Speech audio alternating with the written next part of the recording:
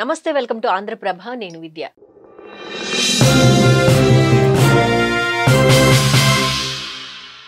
ప్రసాద్ గారు నమస్కారం అండి.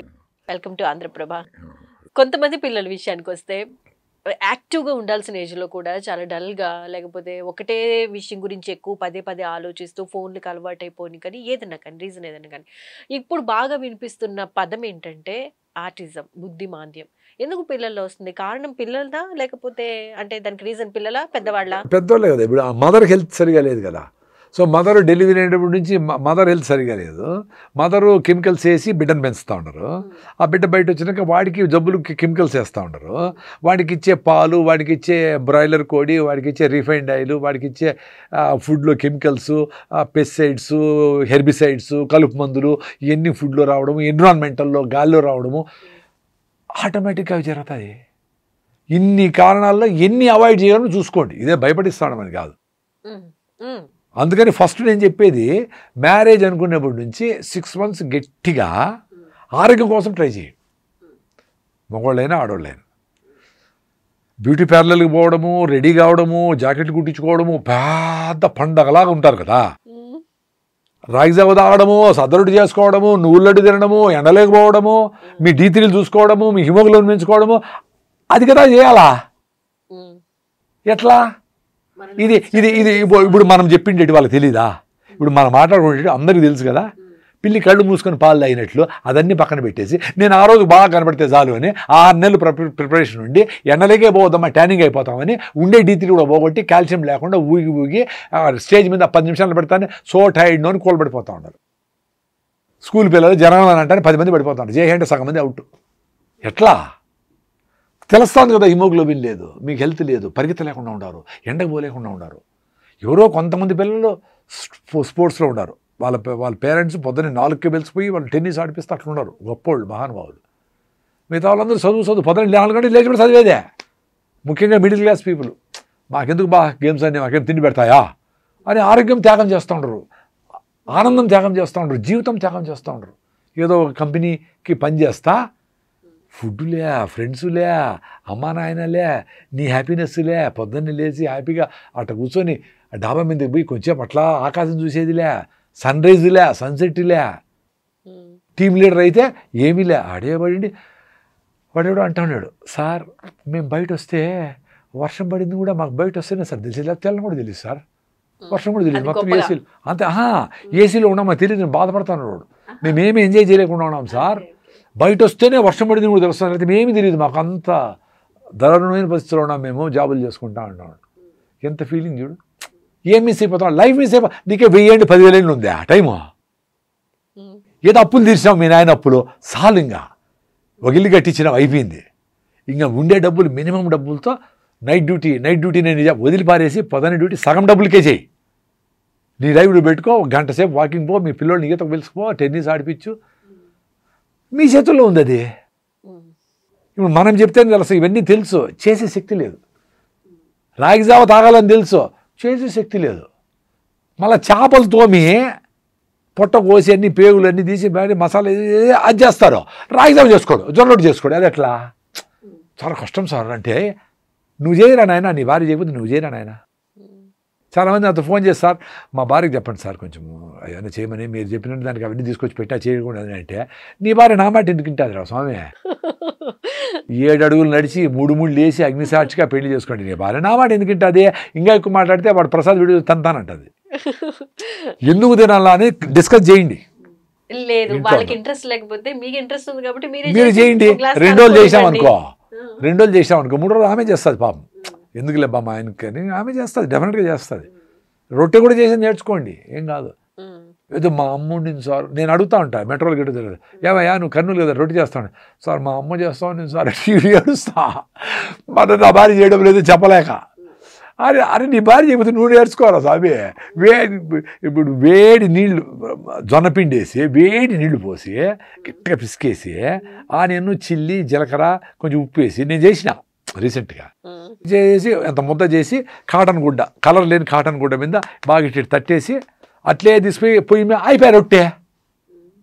మీరు ఇంత బాగా చెప్తుంటే నాకు తినాలనిపిస్తుంది. ఇప్పుడు ఎన్ని వీడియోలు చూస్తానే ఉంటారు కదా, జొన్న రొట్టె చేయవు, రాగముద్ద చేయవు, చూస్తా చేయడు. చూడటం దగ్గర ఆగిపోతున్నాడు. లేదంటే ఎవరితో తెప్పించుకుంటారు, ఒకరోజు తెప్పించుకో. నువ్వు ఇంట్లో రోజు చేసి పెట్టాలా, టేస్టీగా వేడిగా చేయాలా, దానికి పచ్చిపులుసు ఏంది, ఇదేంది, ఏమి ఎండుమిరపకాయలు పప్ప, ఇంకోట బాగా నెయ్యి వేసుకొని కింద కూర్చొని, నేను కింద కూర్చొని తింటా. నేను భలే ఎంజాయ్ చేస్తాను తెలుసు నా ఫుడ్. మీ మాటలు వింటుంటే నాకు కూడా నేను ఇప్పుడు అట్లా నేను ఎక్కడ కూర్చొని తింటా మా ఇంట్లో, అవన్నీ నాకు గుర్తుకొస్తాయి. మా వాళ్ళందరూ టేబుల్ మీద, నేను కింద కూర్చొని ఇటు బయట వచ్చేసి ఎవరు నడవకుండా ఉంటారే ఆ కారణంలో మూల పోయి కుక్కలు కూర్చుంటాయి కదా, అట్లా కూర్చొని హాయిగా కింద కూర్చొని బాగా తింటా వేడిగా. ఇప్పుడు ఒక్కొక్కకి ఎమక దొరికింది దిగి, ఇంత తక్కువ స్థాయికి దిగి మాట్లాడడం, చెప్పటం కూడా ఒక కళే అంటారా? తక్కువ అని ఎట్లా అంటారు? మీరు అంటే ఒక ఎవరు నడవని ప్లేస్ లో, లేకపోతే ఒక కుక్క మూలను ఉంటుంది అంటే ఒక మీ స్థాయికి కదా. అరే నా స్థాయి లేదు కదా, ఒకటి. రెండో, నా స్థాయి ఏంటి, నేను హాయిగా ఉండేది నా స్థాయి, నేను హాయిగా ఉండేది నా స్థాయి. అవునా? అందుకే షర్ట్ పొద్దున కూడా ఇప్పేసి పరిగెత్తిన కేబీఆర్లో. ఎవడన్నా ఏమన్నా తిట్టుకోండి, నాకేమే, నా బాడీ చెప్తా ఉంది చెప్పారా, ప్లీజ్ ప్లీజ్ బ్రీతింగ్, గాలాడట్లేదు అంటే ఆడుతూ ఉంది కాటనే. ఆయన ఇప్పేస్తే బాగుందిరా ప్లీజ్ అని అడుక్కుంటా ఉంది స్కిన్, నా బాడీ. దాన్ని రెస్పెక్ట్ చేయాలి కదా, పాపం అది 5 కిలోమీటర్లు పరిగెత్తిస్తూ ఉంది కదా, అది అడిగింది చేయకపోతే ఎట్లా? నేను అంత సింపుల్గా నాతో నేను ఇంటరాక్ట్ అవుతా. అది నేను అందరూ నడవని దగ్గర ఎందుకు కూర్చునేది, అందరూ నడిచే కూర్చుంటే మెతుకులు పడినాయి అనుకో తొక్కుతారు, అందుకు సైడ్ కూర్చుంటా. ప్రతిదానికి లాజిక్ ఉండాలి, ప్రతిదానికి రీజన్ ఉంటుంది. ఒక కుక్కకి ఎమకి ఇచ్చినామనుకో మాంసం ఉండదు దానికి అనుకుందాం, దాన్ని ఎట్లా ఎంజాయ్ చేస్తుంది అదే నోరుతో జల్లుగా. అట్లా నేను నా ఫుడ్ని అట్లా ఎంజాయ్ చేస్తాను. రాగి ముద్దే మీ దృష్టిలో నథింగ్, అది మీ బిర్యానీలు, మీ చేపల పులుసులు, పిజ్జాలు బర్గర్లు, వీటన్నిటి ముందర రాగి ముద్ద అంటే అందరికి చీపు, జొన్న రొట్టె అంటే అందరికి చీపు. బట్ నాకు అది అమృతము, వేడిగా దాన్ని వంట చేసి. ఇక్కడ ఇంట్లో చేసుకుంటే 5 రూపాయలతో అవుతుంది కదా, బయట కొంటే కాస్ట్లీ. ఇంట్లో అంత రైసే వేయి, ఇన్ని నీళ్లు పోయి ఉడికిపోతుంది, రాగి పిండి పోసి ఎట్లంటే అయిపోయాడు రాగి ముద్ద అంతే. నేను చెప్పినంతసేపే పడుతుంది రాగి ముద్ద చేసేదానికి. నేను చేసినా కాబట్టి చెప్తా ఉండా, నేను చేయని రోజులు చెప్పలా, నేను ఇప్పుడు చేసినా కాబట్టి చెప్తా ఉండా. ఆఫ్రికాలో పోయినా నా రాగి పిండి ఎత్తుకుపోయినా నేను ముద్ద చేసుకున్నా, బెల్లం ఎత్తుకుపోయినా గుండులు ఉంటే ఏదైనా బాంబులు అని అడిగినాడు వాడు, లేదు తిని చూపించిన వాడికి బెల్లం రా స్వామి అని. పొద్దున్న రాగిజావ తాగడమో సంగటి చేసుకుని తినేయడమో వెళ్ళిపోవడం, సాయంత్రం ఏంలే.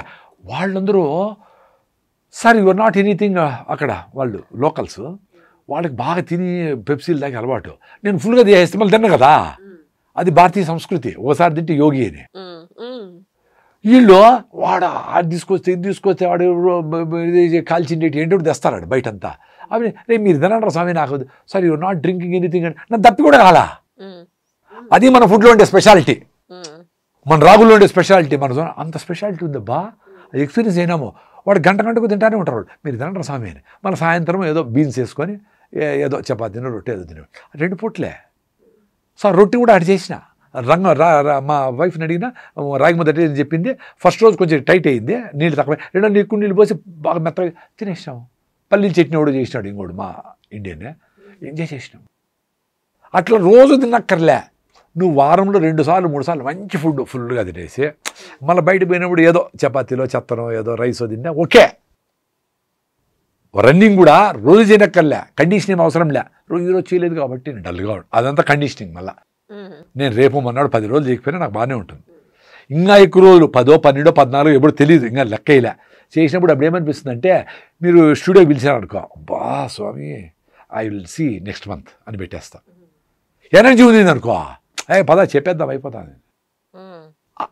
అట్లా మీ పని అయినా ఎవరి పని అయినా, మీ పిల్లల పని అయినా, నీ ఎగ్జామ్ పని అన్నీ అట్లా చేసుకోవచ్చు. మీ పిల్లలకి అయ్యో వాడు చదవడం లేదంటే వాడు హెల్తీగా లేడమ్మా, వాడు యాక్టివ్గా లేడు, వాడికి నువ్వు చెప్పినట్టు ఆటిజమో అది బుద్ధిమాంద్యతలో రకరకాలు ఉన్నాయి. అవి రకరకాల స్ట్రెస్లో ఉండరు వాళ్ళు.